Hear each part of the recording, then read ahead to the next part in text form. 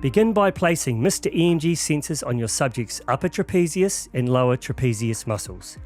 Follow our recommended muscle placement sites.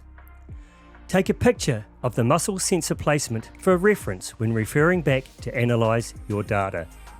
Show your subject how to perform a maximal voluntary contraction of the upper trapezius by way of shoulder shrug using MR EMG biofeedback.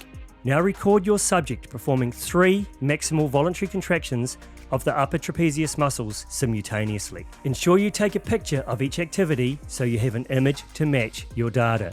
Now show your subject how to perform a maximal voluntary contraction of the lower trapezius through shoulder depression, once again using biofeedback.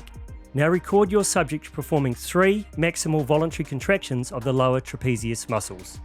Once again, ensure you take a picture of each activity so you have an image to match your data.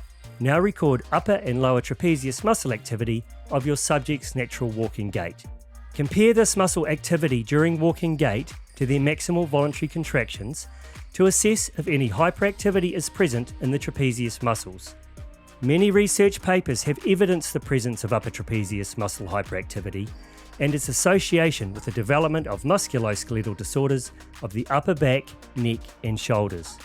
If there is muscle hyperactivity present, provide advice on postural recommendations, such as gently pulling the shoulders down when walking, asking your subject to walk again, and measuring for any improvement via the EMG biofeedback. Show your subject the resulting EMG data recording of any recommended movement changes. Personally, in my experience using MR EMG, I aim to see upper trapezius muscle activity when walking at a level of 5 to 7% of maximal voluntary contractions as an indication of efficient muscular control. Record trapezius muscle activity performing activities of your choice to assess muscle engagement. We will demonstrate the prone cobra exercise.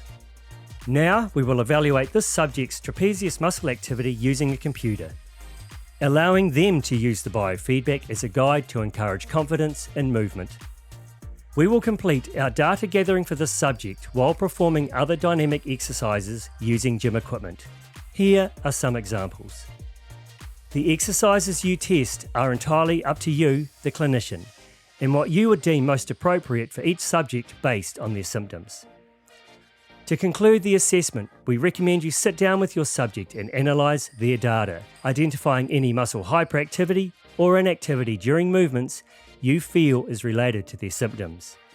We hope you enjoy using MR EMG.